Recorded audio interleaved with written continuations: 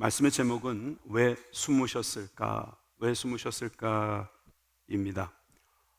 주님은 때로 우리 가운데 숨어 계신다 하는 그런 뜻이겠지요. 오늘 에스더 이야기를 좀 하겠습니다. 여러분, 에스더는 우리가 잘 아는 인물입니다. 근데 막상 에스더에 대해서 좀 설명해 보세요라고 하면 그냥 왕후, 유대인인데 왕후가 됐고 또 왕으로서 위기가 왔으나 죽으면 죽으리다 해가지고 정말 안 죽고 다시 해피엔딩으로 끝났다, 그 정도. 근데 자세한 이야기를 보게 되면 굉장히 재밌습니다. 때로는 되게 유치한 막장 드라마 같기도 합니다. 정말 이랬다고 하는 질문도 있습니다. 근데 저한테는 이 에스더에게 아주 가장 특별한 한 가지 특별한 점이 있다면은 이 성경인데도 불구하고 이 에스더라는 책에는 하나님께서 등장하지 않는다는 겁니다. 아니, 더 정확하게 말하면 하나님이라는 단어가 등장하지 않습니다. 성전, 제사장, 심지어 우리가 흔히 아는 그 기도조차도 나타나지 않습니다. 그러다 보니 어떻게 이게 성경책으로 들어왔을까라는 정경화하는 과정에서 사실 이 에스더라는 이 기록이 어떻게 성경 안으로 들어왔을까 신기하지 않습니까?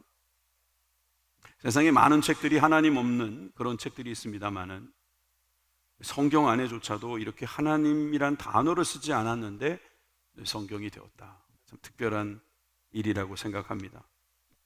그럼에도 불구하고 여러분들이 이 에스더에 대해서 내용도 알고 계시고 이 내용 속에서 여러분들이 느낀 것도 있기 때문에 오늘 이 말씀은 의미가 있을 것입니다. 왜냐하면 하나님께서는 에스더를 통해서 우리들에게 주시려는 메시지가 있기 때문이지요. 그런데 저는 아까 말씀드린 대로 하나님께서 스스로 숨으셨다는 사실에 우리가 주안점을 두고 왜 하나님은 그렇게 숨으셨을까? 왜 우리 인생 가운데도 그러실 때 있지 않습니까? 보이지 않습니다. 들리지 않습니다. 느껴지지 않습니다. 정말 필요한데 옆에서 도와주고 계시는지 모를 때가 있습니다. 정말 지금은 주님의 도움이 필요한데 조금이라도 보여주시면 좋겠는데 이 절박한 가운데 침묵하시는 하나님을 보면서 정말 계시기나 한 건가? 라는 의심이 올라올 때도 있지 않습니까? 저 그래서 오늘 이 하나님이라는 단어가 없는 이 에스더에서 하나님께서 어떻게, 왜 숨으셨는가? 왜 거기 숨어 계시는가를 함께 살펴보고자 합니다. 첫째로 신분을 숨기는 사람들이 먼저 있었다는 사실 여러분들에게 알려드리겠습니다. 자기의 신분, 자기가 어디 출신인지, 자기의 믿음이 무엇인지를 말하지 않는 사람들이 있었습니다. 오늘 본문의 13절을 함께 보시겠습니다. 13절에 모르드게가 그를 시켜 에스더에게 회답하되 너는 왕궁에 있으니 모든 유다인 중에 홀로 목숨을 건지리라 생각하지 말라. 무슨 서신이 왔다 갔다 한 것 같은데 모르드게라는 인물이 에스더에게 말하는 거예요. 너는 왕궁에 있다. 에스더는 왕궁에 있다. 모르드게는 왕궁 밖에 있다. 이런 말을 유추할 수 있습니다. 그리고 모든 유다인 중에 홀로 목숨을 건지리라 생각하지 말라. 이 말씀으로 우리는 유다인 중에 한 사람이라는 것도 알고 있고 이 모르드게와 에스더의 이야기는 어찌 보면 모르드게의 강력한 경고장 같이 보이기도 합니다. 모르드게가 누구길래 왕후 에스더에게 이렇게 강력하게 말하고 있는 것일까? 배경을 말씀드리겠습니다. 에스더와 모르드게는 사촌지간입니다. 모르드게부터 먼저 말씀드리면 우리가 잘 아는 느부갓네살 왕 때의 포로로 바벨론에 잡혀왔습니다. 첫 번째 도착한 곳에 그는 포로의 신분으로 살았던 것입니다. 그러다가 정권이 바뀌었어요. 제국이 바뀌었습니다. 그러면서 신분 세탁이 된 것 같습니다. 이름도 모르드게라는 이름으로 바뀌었습니다. 마루둑이라는 우상의 이름에서 나온 이름입니다. 그러니까 철저히 현지화된 것입니다. 그의 이름도 바뀌었습니다. 그리고 그의 사촌 동생을 만나게 됩니다. 그 사촌 동생은 하다사라고 하는 이름을 가진 아리따운 여자였습니다. 7절입니다. 2장 7절. 그의 삼촌의 딸 하다사 곧 에스더는 부모가 없었으나 용모가 곱고 아리따운 처녀라. 그의 부모가 죽은 후에 모르드게가 자기 딸같이 양육하더라. 자, 하다사, 즉 에스더라고 하는 여인, 원래 이름은 하다사. 이게 무슨 뜻이냐 하면은 화석류 나무라는 뜻입니다. 화석류. 석류에 화자가 들어갔어요. 그래서 이 향기가 많이 나요. 꽃 잎사귀, 심지어 줄기까지도 향기가 나는 아주 귀한 그런 꽃인데, 그 꽃의 이름을 따서 화다사라고 하는 이름을 지었죠. 그런데 나중에 에스더라고 이름이 바뀌었다는 겁니다. 에스더는 에스테르라는 말에서 나왔어요. 에스테르는 별, 아시다시피 별이라는 뜻입니다. 여러분, 별 하면은 당시에 과학의 첨단은 점성술이었거든요. 그러니까 에스테르라는 말은 점성술을 하는 사람과 연관된 일을 한다든지, 아니면은 왕 같은 사람들에게 주어지는 이름처럼 보이기도 했을 겁니다. 모르드게는 사촌이긴 하지만 딸 같은 하다사에게 에스더라는 이름을 개명해 주면서 그는 그 시대에 그 곳에서 더 많은 사람들에게 별처럼 쓰임받았으면 좋겠다, 사랑받았으면 좋겠다 생각하고 있었을 것입니다. 자, 여러분들이 모르드게와 에스더의 관계도 이제 확인했습니다. 그 시대는 아시다시피 아하수에로 왕 시대였습니다. 아하수에로 왕은 바사, 페르시아의 왕의 시대라고 말할 수 있습니다. 여러분, 우리가 그 영화를 볼 때 가끔 성경의 인물이 등장하는데 약간의 논란의 소지는 있습니다만은 300이라는 영화에 등장하는 크세르크세스, 머리 빡빡 깎고 수영복 같은 거 입고 막 사슬 같은 거 막 하고 좀 괴기스럽게 생긴 왕이 하나 나오잖아요. 그 사람이 아하수에로 왕일 수도 있다라고 하는 연구도 있어요. 그런 것으로 보아 당시에 이 페르시아 지역에서는 굉장히 많은 그 노력을 기울여서 그리스나 이런 로마 지역으로 계속 들어오고 있었을 것입니다. 당시에 로마는 없었겠습니다만, 이렇게 전 세계를 주름잡던 왕이 여차저차해서 에스더를 왕비로 맞아들이게 됩니다. 긴 이야기 짧게 줄이면, 에스더가 그 자리에 오게 된 것을 볼 때 그는 자신의 신분이 유대인이었다라는 것을 감추었음에 틀림이 없습니다. 그 이유는 또 성경에도 나와 있기 때문입니다. 에스더 2장 20절 말씀입니다. 함께 보시겠습니다. 에스더가 자기의 민족과 종족을 말하지 아니하니 이는 모르드게가 명령하여 말하지 말라 하였습니다. 일부러 자신의 신분을 숨기고 있는 두 사람을 볼 수 있습니다. 두 사람이 이렇게 숨기고 있는 이유는 뭘까요?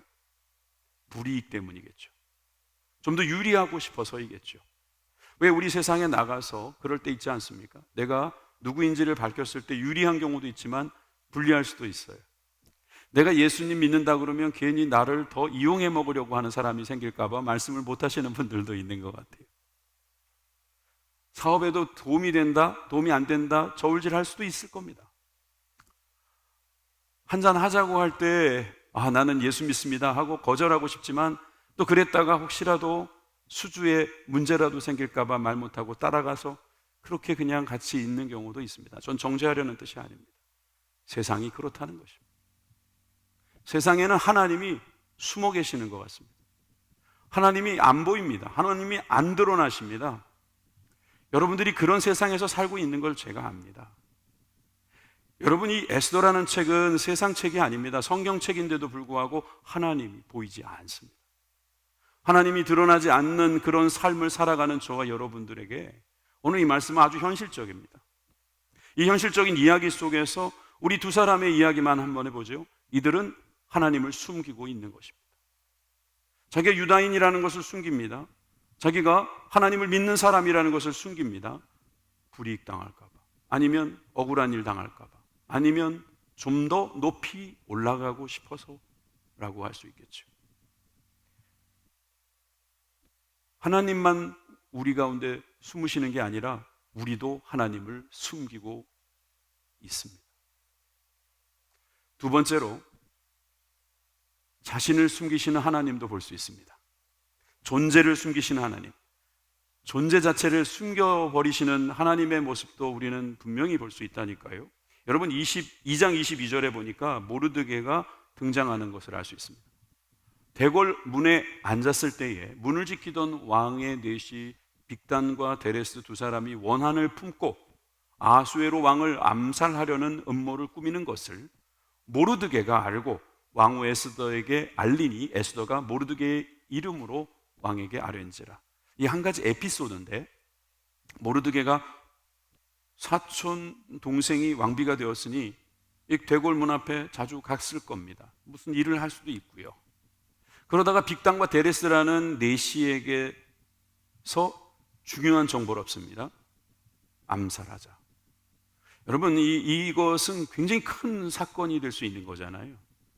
그래서 그것을 혼자만 알고 있지 않고 우연히 알게 된 이 정보를 에스더에게 전해줬고, 에스더는 왕에게 알려줘서 저 두 내시를 붙잡아서 결국은 저 위기를 면하게 됩니다. 우연히 알게 됐습니다. 그리고 그로 인해서 모르드게는 우리들 앞에 등장했습니다. 모르드게는 계속 그렇게 성전 왕궁 앞에 있었습니다. 그리고 아수에로 왕은 계속해서 정치를 해 나가는 과정에서 아각 사람 하만이라는 사람을 자기의 수하, 자기의 신하, 자기의 가장 충성스러운 종으로 두고 있었습니다. 그러니까 당대의 가장 권력자는 그 왕 다음에 하만이라고 볼 수 있습니다. 하만이 아각 사람이라고 했습니다. 이 아각 사람도 본인은 이방인임에도 불구하고 참 성공을 해서 그렇게 올라왔는데, 하루는 왕궁을 지나갈 때 인사를 안 하는 사람이 보이는 겁니다. 하루 이틀 지나가는 게 아니지 않겠습니까? 근데 계속 인사를 안 하니까 저 사람이 누구냐고 물어봤겠죠. 나중에 또 아는 사람들을 통해서 알게 됐는데, 그 와중에 모르드게가 자기가 유다인이라는 것을 밝히고 맙니다. 이 얘기를 듣고 하만에게 전해준 사람에 의해서 하만은 저 기분 나쁜 녀석, 저놈을 한번 손 좀 봐줘야겠다 했다가 일이 커집니다. 그 커지는 내용이 3장 6절에 나옵니다. 3장 6절. 그들이 모르드게의 민족을 하만에게 알림으로 하만이 모르드게만 죽이는 것이 부족하다고 생각하고 아하수에로의 온 나라에 있는 유다인 곧 모르드게의 민족을 다 멸하고자 하더라. 아각 사람 하만은 유다 사람 모르드게와 어떤 왼수지간이길래 이럴까요? 아각 사람은 아말렉 사람이란 뜻입니다. 아말렉 하면은 성경에서 항상 이스라엘의 뒤통수를 칩니다. 가장 지쳐 있을 때 공격합니다. 가장 치사한 방법으로 괴롭히는 민족입니다. 철천지 왼수가 되는 거죠. 그러니 모르드게는 뭐 하나님 아닌 그런 사람에게 절할 필요도 없고 인사할 필요도 없다 생각해서 가뜩이나 대적 관계에 있는 아각 사람에게 인사할 필요가 없다고 느꼈을 겁니다. 그래서 인사를 안 했을 뿐인데 하만은 그 사람만 죽이는 게 아니라 자기도 기분 나쁘잖아요. 유다인들이. 원수는 자기만 원수라고 생각하지 않고 상대도 원수라고 생각할 가능성이 높잖아요. 그러다 보니 결국 하만도 너무 무리수를 두는 겁니다.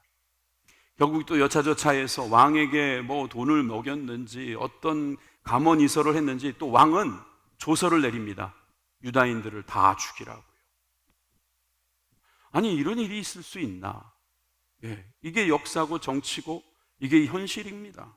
자, 7절입니다. 아하수에로 왕 제12년 첫째 달 곧 니산월에 무리가 하만 앞에서 날과 달에 대하여 부르 곧 제비를 뽑아 12째 달 곧 아다월을 얻은지라. 여러분, 날과 달을 잡아서 다 죽이겠다는 거예요. 그래서 그 날과 달을 잡는 것도 제비를 뽑는 겁니다. 그래서 저 제비, 부르라고 하는 것은 주사위라는 뜻이에요. 부르. 이 부르에서 나온 말이 불임절입니다. 혹시 불임절에 대해서 들어보셨습니까? 에스더는 이 불임절의 기원을 보여주기도 합니다. 유대인들은 이 불임절을 3대 절기와 거의 비슷하게 지킵니다. 아마 지금 이스라엘이 벌이고 있는 전쟁은 24년도 불임절까지 끝내려고 엄청 노력하고 있을 겁니다. 그들이 불임절을 지킬 때마다 하만이 입에 오르내립니다. 그들의 민족에게 늘 괴롭힘을 주었던 하만 같은 존재가 계속해서 있다고 생각하는 겁니다. 히틀러도 하만입니다. 지금 하마스도 하만일 겁니다. 이렇게 하만을 만들어내고 그 하만에게서부터 우리는 자유를 얻었다라고 하는 것을 기념하는 날이 바로 불임절이에요. 그래서 불임절은 거의 축제의 날이라고 할 수 있죠. 이 불임절이 나왔던 에스더, 그러니까 해피엔딩이라는 것은 알고 있는데 이 과정에서 말이에요, 결국 모든 민족이 다 죽는 그런 위기에 봉착하게 된 것입니다. 날짜가 딱 정해진 거예요. 태양력으로는 한 2, 3월 정도 될 거고요. 13일인가? 그때쯤 되는데 그때에 다 죽는 겁니다, 그냥. 그러면 그날 죽기 싫으면 다 도망가야 됩니다. 지금 가자지구에 피신해야 되는 것처럼 다 도망가든지 아니면 남아있으면 죽기도 하고 자기의 재산 다 빼앗기는 그런 상황에 놓여 있는 것입니다. 이게 얼마나 위험하고 어처구니 없는 일입니까? 가장 충격을 받은 사람은 모르드게일 겁니다. 여러분, 모르드게는 4장 1절에 보니까 대성통곡했다고 합니다. 이 모든 일을 알고 자기 옷을 찢고 굵은 베옷을 입고 죄를 뒤집어 쓰고 성중에 나가서 대성통곡을 하면서 그는 자신의 억울함과 그리고 이 안타까운 상황을 하나님 앞에 아뢰었을 것입니다. 그런데도 에스더를 아무리 찾아봐도 거기에 하나님께 기도했다는 말은 또 안 나옵니다. 그죠? 대성통곡했고 그 대성통곡하는 가운데서 그가 마지막에 연락한 사람이 하나 나오는데 여러분이 생각한 대로 에스더였습니다. 에스더에게 이렇게 연락을 합니다. 4장 8절에 보니까 또 유다인을 진멸하라고 수상궁에서 내린 조서 초본을 하닥에게 주어 에스더에게 보여 알게 하고 또 그에게 부탁하여 왕에게 나아가서 그 앞에서 자기 민족을 위하여 간절히 구하라 하니.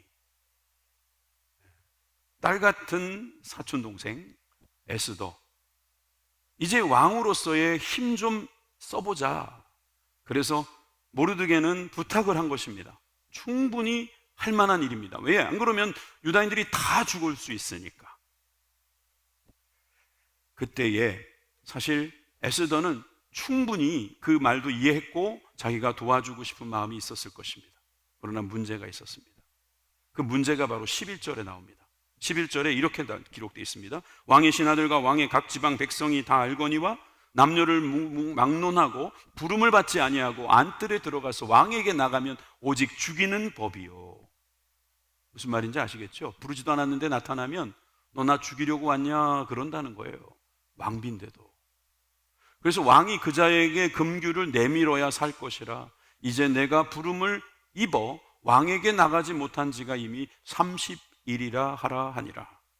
그게 변명이 있지요. 내가 30일 동안 왕에게도 가보지 못했으니, 왕이 부르질 않으니 내가 왕하고 만날 기회도 없고, 그래서 왕에게 지금 이 상황을 알릴 길이 없습니다. 혹시 오라버니는 내가 부르지도 않았는데 찾아가서 죽기를 바라는 건 아니겠지요? 뭐 그런 말이 들어있는 것 같지 않습니까? 여러분이 정권을 잡은 이 제국의 황제가 이렇게 두려움에 가득 차 있으며 또 이 상황에서 아내라 할 수 있는 왕후가조차도 부르지 않으면 못 간다. 이 참 어처구니 없는 일입니다. 그렇지만 이제 지금 더 심각한 문제는 유다인들이 다 죽는다는 문제일 거예요. 다 죽으면 안 되잖아요. 그래서 모르드게는 또 한 번의 연락을 합니다. 14절에 나옵니다. 이때에 내가 만일 잠잠하여 말이 없으면 유다인은 다른 데로 말미암아 노임과 구원을 얻으려니와 너와 내 아버지 집은 멸망하리라. 내가 왕후의 자리를 얻은 것이 이때를 위함이 아닌지 누가 알겠느냐 하니. 여러분, 모르드게가 갑자기 담대해졌습니다. 우리는 어차피 노임과 구원을 얻을 거야. 우리는 걱정하지 마. 우리는 다른 방법이 있을 수도 있어. 그런데 너, 에스더, 너는 죽을 수도 있어. 조심해.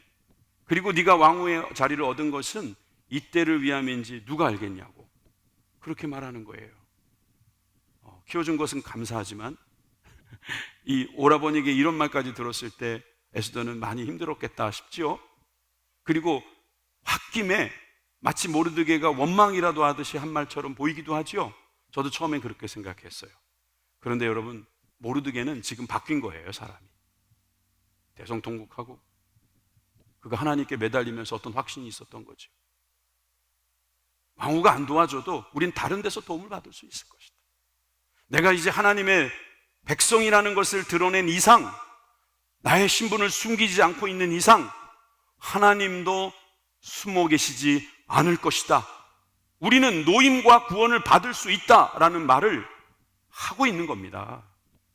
여러분, 이게 아멘이 안 되더라도요, 계속해서 이야기되는 내용을 들으면 여러분들이 그럴 수도 있겠다라는 동의가 될 겁니다. 왜냐하면 이 모르드게는 스스로 이 위기를 벗어나기도 합니다. 물론 정확히 말하면 스스로 벗어난 게 아닙니다. 어느 날 아하수에로 왕이 잠이 안 오는 것입니다. 그러니 잠이 안 오는데 잠을 좀 자려고 가장 골치 아픈 책을 갖고 오라고 했겠죠. 역사책을 갖고 오라고 했습니다. 내시가 역사책을 갖고 오는데 또 하필이면 그날 불면증이 있는 것도 이상한데 하필이면 그 내시가 그때 그 기록을 갖고 오는 겁니다. 모르드게가 자기를 살려준 이야기, 그 대목을 읽은 겁니다. 그러니 이 아하수에로는 물어보는 거죠. 저 사람에게 내가 상을 주었는가? 주요 어떤 중요한 자리를 주었는가? 아니요, 주지 않았습니다. 그러면 안 되지. 내일 날이 밝거든 그 사람을 불러라. 그렇게 해놓고 하만을 만납니다. 이인자 하만에게 그는 물어보는 거지요. 이렇게 모르드게라는 말은 안 하고요. 이렇게 정말 나를 위해서 정말 충성한 사람이 있다면 어떻게 했으면 좋겠는가? 하만이 갑자기 자기인 줄 알고 자기가 그런 사람인 줄 알고 교만해져서 얼마나 교만방자하게 왕의 옷을 입고 왕의 차를 타고 왕의 것을 막 누리면서 그렇게 영광을 누리게 해줘야 된다라고 말하는 것입니다. 지금 아하수에로 왕은 깜짝 놀랐을 것입니다. 이 녀석이 이런 생각을 하고 있었구나. 그런데 하만은 충격을 받습니다. 그렇게 해야 될 사람은 바로 모르드게다. 여러분, 하만은 모르드게와 모르드게 민족을 죽이려고 했는데 지금 하만은 모르드게를 모시고 나가서 왕처럼 떠받들어야 될 상황이 벌어진 겁니다. 모르드게는 그렇게 하나님의 역사 가운데서 사람들은 우연이라고 말하겠지만 이 놀라운 우연과 우연이 겹치는 가운데서 그는 살아납니다. 뿐만 아닙니다. 에스더는 나중에 결국 그 왕하고 만날 수 있게 되죠. 죽으면 죽으리다 하고 나갔기 때문에. 여러분, 그런 역사가 우리들에게 기억이 되는 것입니다. 이때를 위함이 아닌지 누가 알겠느냐? 여러분, 모르드게가 이런 확신을 가지고 있으면서 나는 하나님께서 다른 방법으로라도 노임과 구원을 주시겠다라고 말할 그 하나님은 지금 숨어 계시지만 이제 모르드게에서는 더 이상 숨어 계시는 하나님이 아니신 겁니다. 마지막 세 번째로 숨으신 그 숨으심이 나타나심이라는 거예요. 숨으심으로 나타나심이다 이 말입니다. 하나님은 숨으심으로 말미암아 나타나십니다. 여러분, 숨었는데 나타날 수 있습니까? 어떻게 숨었는데 존재감이 있습니까? 숨었는데 있다라고 말할 수 있습니까? 커튼 뒤에 있다는 것을 우리가 알 수 있습니까? 우리가 보이지 않는 그 찬양에도 있던데 우리 뒤에 계시는 분을 알 수 있습니까? 사실 모른다 하지만 알 수도 있지 않는 거예요. 여러분, 숨으심으로 나타나시는 하나님을 한번 찾아볼까요? 4장 15절에서 16절 말씀입니다. 우리 다 같이 읽겠습니다. 시작. 에스더가 모르드게에 회답하여 이르되 당신은 가서 수산에 있는 유다인을 다 모으고 나를 위하여 금식하되 밤낮 3일을 먹지도 말고 마시지도 마소서. 나도 나의 시녀와 더불어 이렇게 금식한 후에 규례를 어기고 왕에게 나아가리니 죽으면 죽으리다 하니라. 아멘. 여러분, 에스더가 그전까지는요 숨었던 사람이에요. 나는 유대인이라고 말하지 않겠다라고 결단한 사람입니다. 그런데 이제 나가서 유다인을 다 모으라고 합니다. 그리고 왕에게 가서 나는 유다인이고 우리 동포들을 살려주십시오 말하겠다는 지금 각오를 하고 있습니다. 여러분, 아까 에스더가 에스테르에서 나왔다고 그랬나요? 별에서? 근데 히브리어로 보면은요 이 비슷한 말이 있어요. 아스타르, 에스테르, 아스타르 비슷한 말이죠. 근데 아스타르라는 말은 무슨 뜻이냐면 나는 숨었다 이런 뜻이에요. 나는 숨었다. 왕궁에 숨어 있는 사람이 이제 자신을 드러냅니다. 죽으면 죽으리다 이 마음을 가지고 드러내는데 하나님께서 숨어 계시는 하나님께서 이제 일하시기 시작하는 거죠. 그러는 가운데서 여러 가지 상황이 벌어지고 왕도 알게 되고 하만이 더 교만해짐으로 말미암아 실수를 하게 되고 여러분 하만은 결국 죽고 그를 따르던 사람들도 다 죽고 결국 죽이려고 했던 그날이 잔칫날이 되고 말았습니다. 여러분, 하나님은 그렇게 일하시는 분입니다. 이렇게 일하실 때 하나님의 사람들이 자신을 숨기지 않고 드러내는 일들을 하게 됩니다. 그 일들이 뭐냐면 바로 믿음의 행동이에요. 믿음이 없이는 사실 보이지 않는 하나님에게 반응하기는 어려운 것입니다. 그런데 우리의 문제가 그 일들을 촉진시킵니다. 고난을 당한 사람은 하나님을 만날 가능성이 훨씬 더 높아집니다. 하나님의 소리가 들리기 시작합니다. 하나님의 역사가 일어나기 시작하는 것을 보게 되는 것입니다. 여러분, 아까 모르드게가 이런 말을 했던 걸 기억하십니까? 누가 알겠느냐? 여러분, 이 고백은요, 일종의 믿음의 고백이에요. 여러분, 요나가 니느웨에 가서 회개하라고 전할 때 이런 말을 한 적이 있습니다. 요나 3장 8절에서 9절입니다. 요나입니다. 요나는 다른 인물이에요. 또 다른 지역이고 물론 그 후에 바사가 되는 겁니다만, 니느웨에 가서 회개하라고 전합니다. 사람이든지 짐승이든지 다 굵은 베옷을 입을 것이요 힘써 하나님께 부르짖을 것이며 각기 악한 길과 손으로 행한 강포에서 떠날 것이라. 하나님의 뜻을 돌이키시고 그 진노를 그치사 우리가 멸망하지 않게 하시리라. 그렇지 않을 줄을 누가 알겠느냐? 누가 알겠느냐? 그는 보이지 않는 하나님에 대해서 누가 알겠느냐라는 믿음의 고백을 하는 것입니다.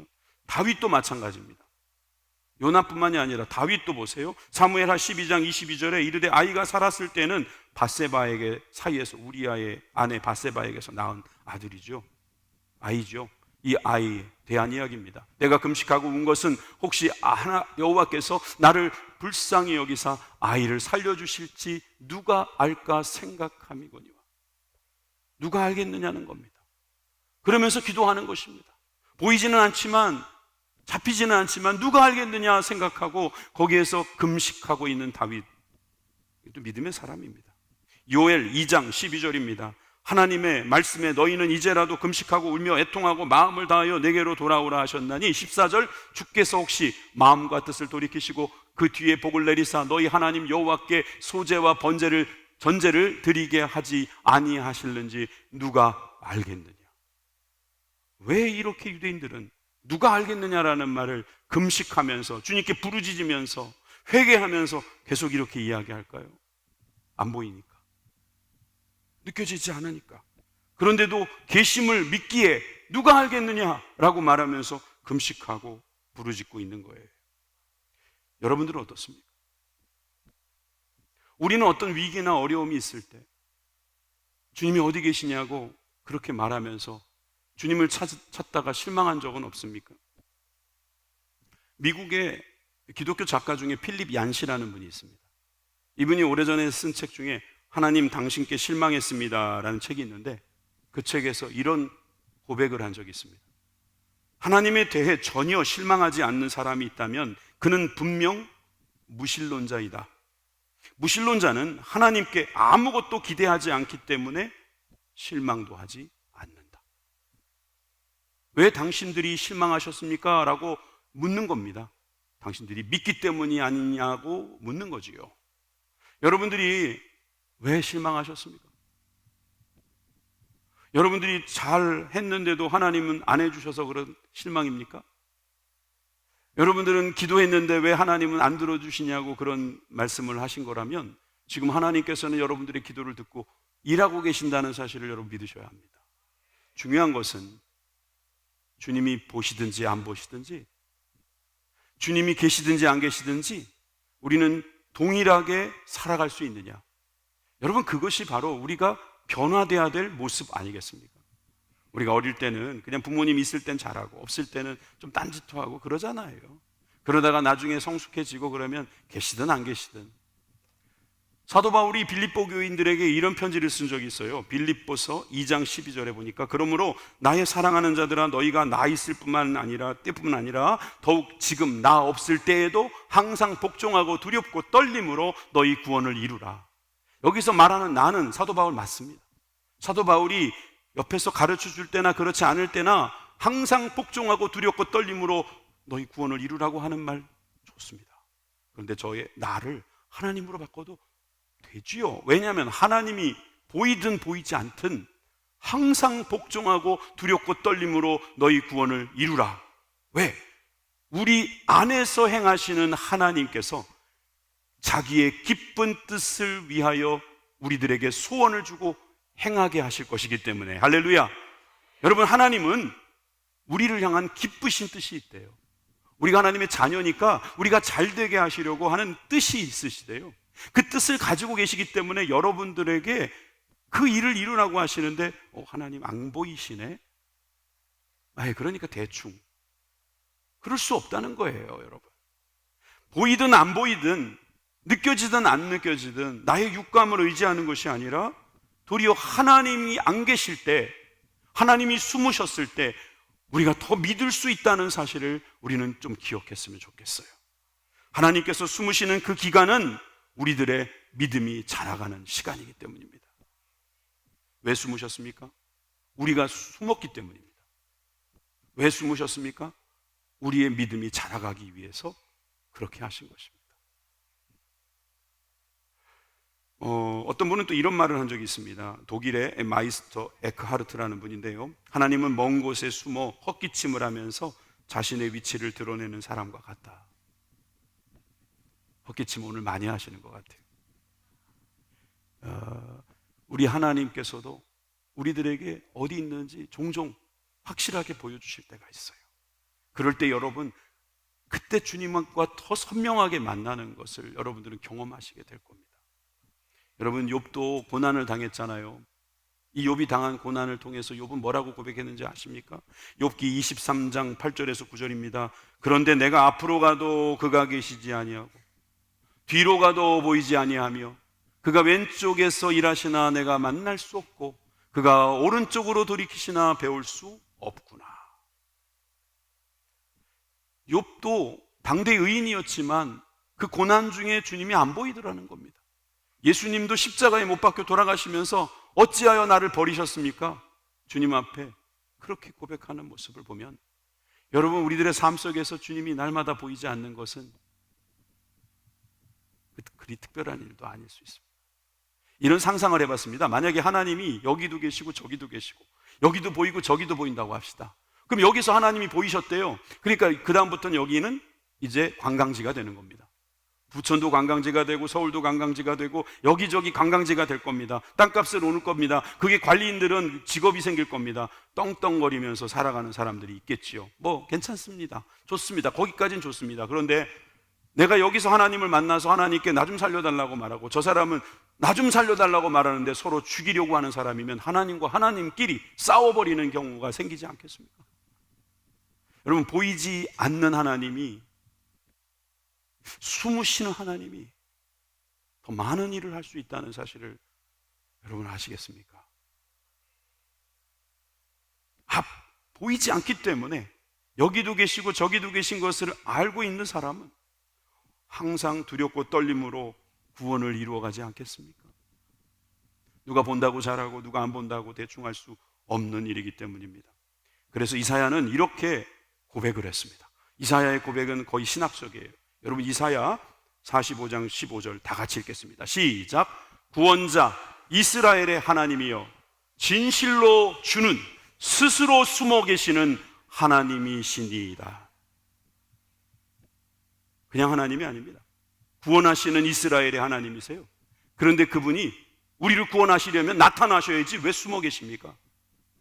주님께서는 우리가 교만하여 주님을 모른다 할 때에도, 우리가 게을러서 주님을 찾지 않을 때에도, 우리가 참으로 하나님의 존재 자체도 의식하지 못할 때에도 주님은 뒤에서 우리를 지켜보고 계시고 숨어 계시고 그 약속 때문에 끝까지 그 일을 이루시는 분이십니다.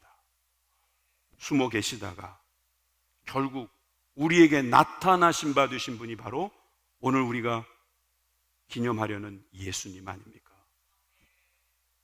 예수님께서 이 땅에 숨어 계시지 않고 나오셔서 자신의 살과 피를 다 쏟아 놓으시고 그 약속을 지키셨습니다.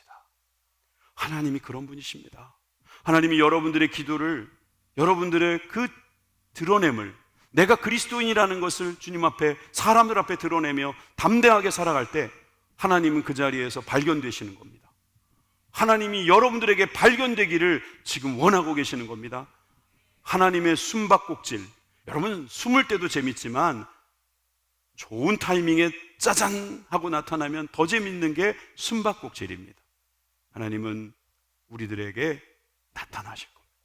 그러나 항상 나타나 계시지 않는다 하여 계시지 않는 것이 아니라 도리어 우리의 믿음을 키우시고 도리어 우리가 더욱더 주님을 의식하면서 항상 두렵고 떨림으로 우리의 구원을 이루어가게 하실 줄 믿습니다.